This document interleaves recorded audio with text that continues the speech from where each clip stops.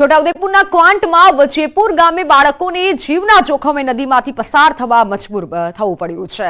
સાપણ નદીમાંથી જીવના જોખમે પસાર થતા બાળકોનો વિડીયો વાયરલ થયો છે। પ્રાથમિક શાળામાંથી છૂટ્યા પછી બાળકો નદી પરથી પસાર થઈ રહ્યા છે। વજેપુર ગામે નદી કિનારે આવેલી શાળામાં બાળકો અભ્યાસ કરે છે। ઝોટ ફળિયાના બાળકો અભ્યાસ માટે કિનારા વિસ્તારની શાળામાં જાય છે। ચોમાસાના સમયે પાણીના પ્રવાહના પગલે વાલીઓ ખભે બેસાડી પસાર કરાવે છે। વાલીઓ પોતાના બાળકોને નદીના પાણીના પ્રવાહમાંથી ખભા પર બેસાડી સામે નદી પાર કરાવવા મજબૂર બન્યા છે।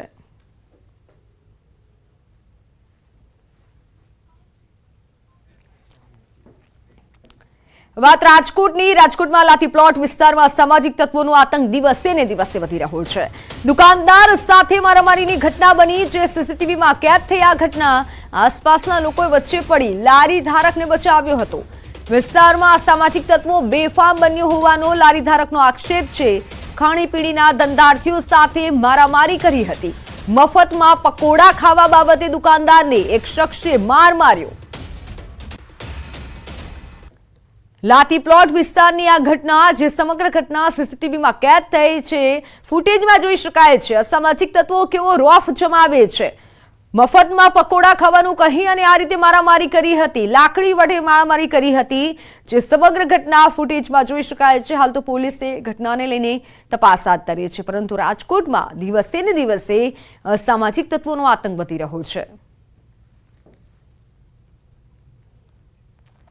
રાજકોટની આ ઘટના કે જ્યાં લારી ધારક સાથે મારામારીના ફૂટેજ સામે આવ્યા છે। મફતમાં પકોડી ખાવા બાબતે મારામારી થઈ હતી। મફતમાં પકોડી ખાવાનું કહી અને ત્યારબાદ લારી ધારકને આ રીતે મારવામાં આવ્યો। લાફાવાળી કરવામાં આવી અને દંડાવાળી કરવામાં આવી હતી, જેને લઈને લોકોમાં પણ રોષ જોવા મળી રહ્યો છે। ફોનલાઈન પર સંવાદદાતા હાર્દિક જોડાઈ ચૂક્યા છે। હાર્દિક, સમગ્ર ઘટના શું હતી, જણાવશો? ચોક્કસથી જે રાજકોટમાં જે લાઠી પ્લોટ વિસ્તારમાં છે ત્યાં મારામારીની ઘટના બની હતી। ખાસ કરીને જે દુકાનદારે આક્ષેપ કર્યો છે તે પ્રમાણે કે શખ્સ છે તે છેલ્લા 3 દિવસથી જે છે ત્યાં મફત પકોડા ખાવા આવતો હતો, પરંતુ ક્યાંક ને ક્યાંક એક વખત દુકાનદાર દ્વારા ના પાડવા દેતા જે છે પકોડાનો અને જે ખાણીપીણીની જે વસ્તુઓ છે તેમને રોડ પર ફેંકી દીધી હતી, જેનો વિરોધ કરવા જતા જે છે આ શખ્સ દ્વારા જે દુકાનદાર છે તેમને માર મારવામાં આવ્યો હતો। સમગ્ર ઘટના છે તે સીસીટીવી કેમેરામાં કેદ થઈ ગઈ છે। ખાસ કરીને લાઠી પ્લોટ વિસ્તારમાં જે છે અસામાજિક તત્વોનો પણ ક્યાંક આતંક વધ્યો છે। લોકો પણ છે તે પણ જે સ્થાનિક લોકો છે તે પણ ડરી રહ્યા છે અને આ પોલીસ જે છે નક્કર કાર્યવાહી કરે તેવું પણ અત્યારે સ્થાનિક દુકાનદારો ઈચ્છી રહ્યા છે। બિલકુલ હાર્દિક, આભાર માહિતી બદલ। તો વાત હવે લોકમેળાની।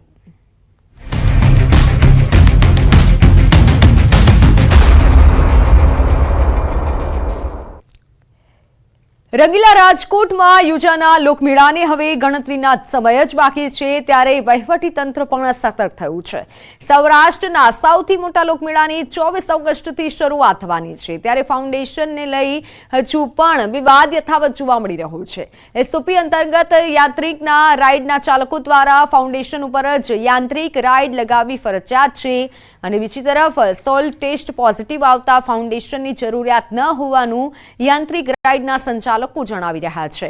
લોકમેળા સિવાય અન્ય કોઈ મેળાને પોલીસ દ્વારા કે ફાયર વિભાગ દ્વારા એનઓસી આપવામાં ન આવ્યું હોવાનું સામે આવ્યું છે। મહત્વનું છે કે લોકમેળો હોય કે ખાનગી મેળો, તેમાં દર 50 મીટરના અંતરે પાણી ભરેલ ડ્રમ રાખવા ફરજિયાત છે, સાથે જ અગ્નિશામક સાધનો રાખવા પણ ફરજિયાત છે।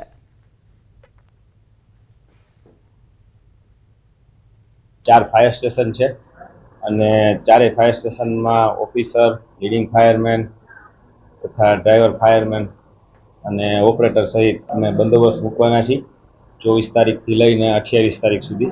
દર 50 મીટરના અંતરે પાણીના બેરલ ભરેલા રાખવાના, ફાયર એક્સટિંગ્યુશર એબીસી ટાઈપના 6 કિલો અને CO2ના 4.5 કિલોના ફાયર એક્સટિંગ્યુશર રાખવાના।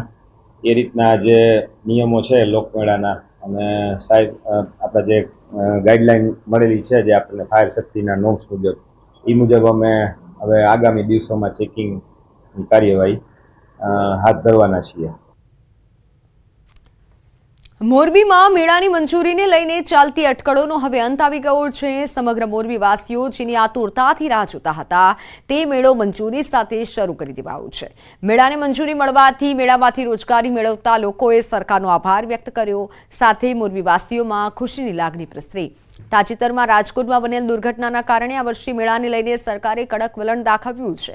મેળાના સંચાલકે કહ્યું કે સરકારની ગાઈડલાઈન મુજબ આ મેળામાં વ્યવસ્થા કરાઈ છે. મેળામાં ઠેર ઠેર કેમેરા ગોઠવી દેવાયા છે. લોકોની સેફટીનું પૂરતું ધ્યાન રાખવાનું પણ જણાવ્યું હતું.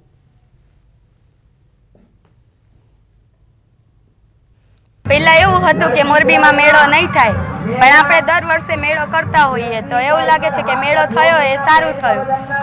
મેળો કર્યો એટલે મોરબી વાસીઓ એન્જોય કરી શકશે. એના માટે સુરક્ષા પણ સારી છે. मैं ग्वालियर से आया हूँ. मैं सरकार से बहुत बहुत धन्यवाद बोलता हूँ, क्योंकि हमारे 3-4 महीने तो हम बैठे हुए थे यहाँ से मोरबी शहर में. सरकार ने हमको मंजूरी दी है. हमारे सभी दुकानदार आए हुए हैं, बाहर से सब लोग आए हैं, कोई बंगाली हैं, कोई बिहारी हैं, हर शहर से हर स्टेट से सब लोग आए हुए हैं. ગુજરાત સરકારે જે નવી એસઓપી દ્વારા જે પણ નવા નિયમો જે કર્યા એમનું અમે બધા નિયમોનું પાલન કરીને આ મેળો ચાલુ કરેલ છે. અને અમે લગભગ 15 વર્ષ ઉપરનો અમને આ મેળાનો અનુભવ છે. અમારો બહુ જૂના ટાઈમથી અમે આ મેળો કરીએ છીએ. રાજકોટમાં જન્માષ્ટમીના લોકમેળામાં એસઓપીના પાલનને લઈને વહીવટીતંત્ર હજુ પણ દીર્ઘામાં છે. લોકોએ લોકમેળાને લઈને તંત્ર આંખાડા કાન કરી રહ્યું હોય તેવું લાગી રહ્યું છે, કારણ કે સંચાલકોએ લાકડાના ટેકા પર રાઇડ્સ ઊભી કરી દીધી છે અને એવામાં તંત્રની કામગીરી સામે સવાલ ઉઠી રહ્યા છે. જિલ્લા કલેક્ટર એસઓપીના પાલનને લઈને મૌન છે. લાકડાના ટેકા પર રાઇડ્સને લઈને અનેક સવાલ કરતા કલેક્ટરે પોતે 2 દિવસથી ગાંધીનગર હોવાથી મેળાની વિગત ન હોવાનું કહી જવાબ આપવાનો ઇનકાર કર્યો. જો કે અગમચેતીના ભાગરૂપે રાજ્ય સરકારને પત્ર લખવાની વાત કરી. કલેક્ટર પ્રભાવ જોશી રાજ્ય સરકાર પાસેથી એસડીઆરએફ અને એનડીઆરએફની ટીમ ફાળવવા બાબતે પત્ર લખશે. લોકમેળાના ઇતિહાસમાં પ્રથમ વખત ડિઝાસ્ટર મેનેજમેન્ટ સાથે જોડાયેલી એજન્સીના જવાનોની માંગ કરવામાં આવશે. રાજકોટથી સંવાદદાતા અંકિત જોડાઈ ચૂક્યા છે. અંકિત, લોકમેળાને લઈને હાલ શું ખબર સામે આવી રહી છે?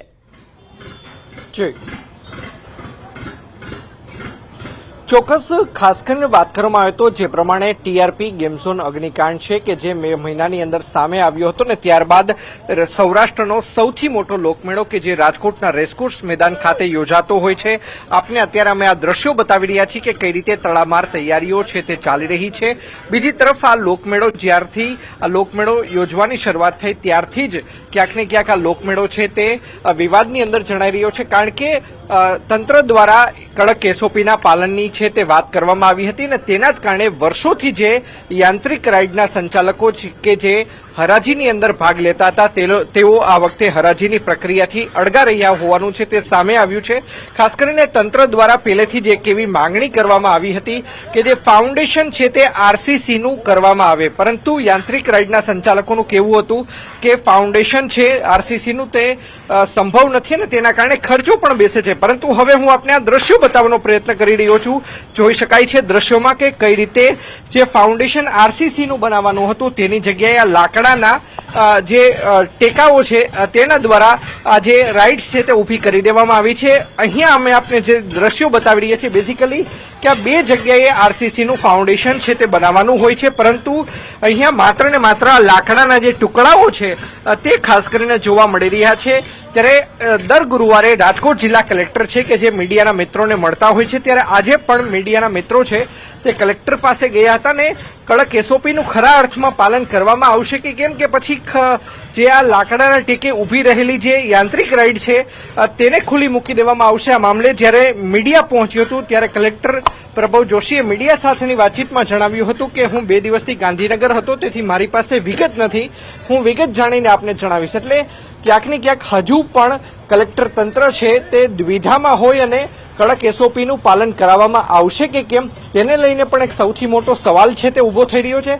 સાથોસાથ વાત કરવામાં તો યાંત્રિક રાઇડના સંચાલકો જે વર્ષોથી લોકમેળાની અંદર ભાગ લેતા હતા, હરાજીની પ્રક્રિયામાં ભાગ લેતા હતા, તેના કારણે આ વખતે તેઓ અળગા રહ્યા હતા અને તેના જ કારણે જે ખાનગી મેળાના જે સંચાલકો છે તે મેદાનમાં આવ્યા હતા અને માત્ર એક જ વ્યક્તિએ 1.27 કરોડ રૂપિયામાં 31 પ્લોટની ખરીદી કરી લીધી હતી અને ત્યારબાદ આ જે વિરેન્દ્રસિંહ ગોહિલ નામના વ્યક્તિ છે કે જેના તમામ જે પ્લોટ છે તે ઓનની અંદર વેચી દીધા, એટલે કે પોતે મલાઈ તારવીને વેચી દીધા હોય તે પ્રકારની વિગતો છે તે પણ સામે આવી છે. હું બીજા પણ જે દ્રશ્યો છે તે બતાવવાનો પ્રયત્ન કરીશ. હું કેમેરામેનને વિનંતી કરીશ કે તે બાજુના મોતના કૂવાના પણ દ્રશ્યો છે તે બતાવવાનો પ્રયત્ન કરે. જોઈ શકાય છે કે અહીંયા મોતનો કૂવો છે 2 માળનો, તે પણ અત્યારે તેનું કામકાજ છે તે ચાલી રહ્યું છે. એકંદરે જોવા જઈએ તો હાલ અત્યારે લોકમેળાની તૈયારીઓ પૂરજોશમાં ચાલી રહી છે. બીજી તરફ જે રમકડાના સ્ટોલ્સ છે, ખાણીપીણીના સ્ટોલ્સ છે, તેની પણ છે તૈયારીઓ છે તે શરૂ થઈ ચૂકી છે. ખાસ કરીને વહીવટી તંત્ર દ્વારા મુખ્યમંત્રીને પણ આમંત્રણ પાઠવવામાં આવ્યું હતું.